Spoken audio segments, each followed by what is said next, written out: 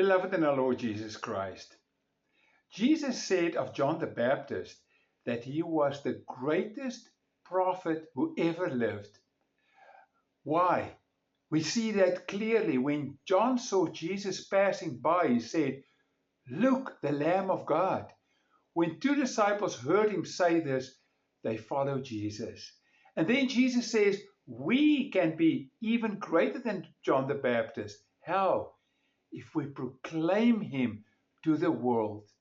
And that is what it's all about. Come, let us pray.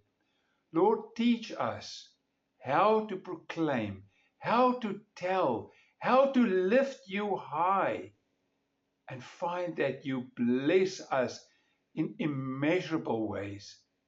In Christ's name, Amen. Should we be practical when we tell people about Christ? You know what? Every single pastor or every single minister has heard people saying to them, your sermon is not practical enough, or it does not tell me how to live from day to day. Or worse, one person one day said to me, if I do not feel better when I'm leaving, you have missed your goal. It almost sounds as if what they want is an inspirational talk instead of bringing the Word of God and give God the glory. And that reminds me of one of my professors, a professor who had a profound influence on my life and a massive influence on the life of many people. He too was told many times, you are not practical enough. Stephen Joubert says that he once sat with this professor, and this professor said to him, my work is to explain the word. Do you hear? To explain the word, to let people understand scriptures. It is the work of the Holy Spirit to apply it to their lives, and then to apply it to the life of every individual believer. Friends, this professor is correct. I do not know what is going on in your life in every detail, but the Holy Spirit does. I don't know what is going on in the life of many people, but the Holy Spirit does. And I've learned many years ago that I cannot change anyone, but the Holy Spirit can.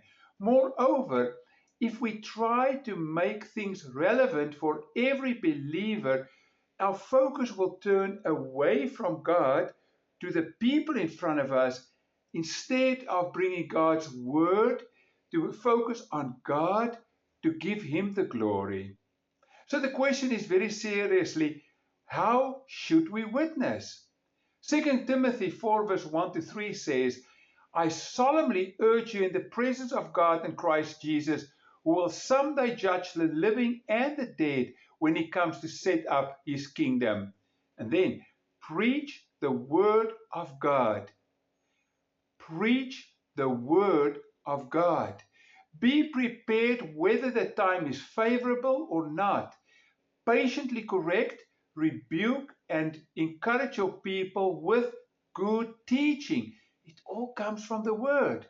For a time is coming when people will no longer listen to sound and wholesome teaching.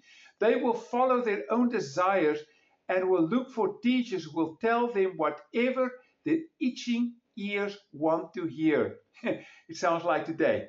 Tell me so that I can feel better when I go out of here.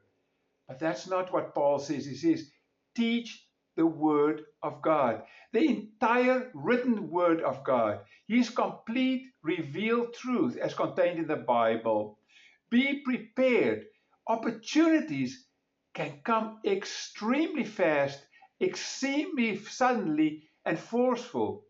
Just the other day, I find myself in an airport, and right next to me came an imam, and he sat next to me. We have to be prepared and ready to talk with him. At that moment, he was watching his iPhone, and he was talking with a person non-stop on the iPhone. And I wondered, shall I talk with him? Shall I bring the gospel to him? Maybe I should, but we should be prepared. We should be ready. As a soldier who is continually alert for any surprise attack, whether the time is favorable, says Paul, or not, bring the word. A faithful disciple proclaims the word when it is popular or convenient and whether it's not, whether it's suitable to do so and when it seems not. Yes, popular culture, especially in our time, says we should never offend. And let's face it, the Bible will very often offend. Therefore, unfortunately, we have become silent. Tradition, reputation, acceptance, esteem in the community or church must never alter our commitment to proclaim God's word. Paul says, convince, rebuke. You know, the person who said to me, if I do not feel better when I'm leaving, you have missed your goal, will never be happy with Paul. Bringing God's word with truth indicates reproof and correction, and correcting behavior or false doctrine by using careful biblical argumentation to help a person understand the error of his or her actions. It is to correct a person's motives and bring a person to repentance. Encourage people with good teaching, says Paul. 1 Timothy 1 verse 5 says, the purpose of my instruction is that all believers will be filled with love that comes from a pure heart, a clean conscience, a genuine faith. But some people have missed this whole point. They have turned away from these things and spent their time on meaningless discussions. We hear that often. They want to be known as teachers of the law of Moses, but they don't know what they're talking about, even though they speak so confidently. The reason for our witness, for our sermon, for our worship service is clear. 1 Timothy 1:17, all honor and glory to God forever and ever. He is the eternal King, the unseen one who never dies. He alone is God. Amen. Cling to your faith in Christ and keep your conscience clear. For some people have deliberately violated their conscience. As a result, their faith has been shipwrecked. Back to the people. How do we meet their needs? The professor says through the Holy Spirit. Friends, do you want the people who hear you to grow? Do you want people to accept Christ? Not only that, to grow to the point where Christ is center in everything. 1 Timothy 2 verse 1 says how? I urge you, first of all, to pray for all people. Ask God to help them, intercede on their behalf, and give thanks to them. Pray for all people because there's a great need around us. The lost have a great need for salvation. Believers should always be asking God to meet that need.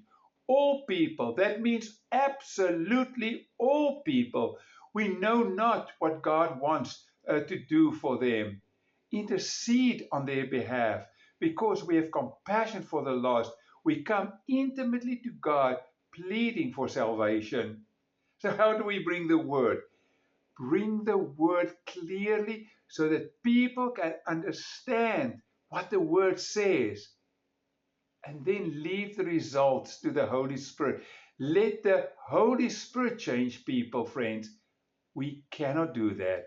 Amen. Come, let us pray.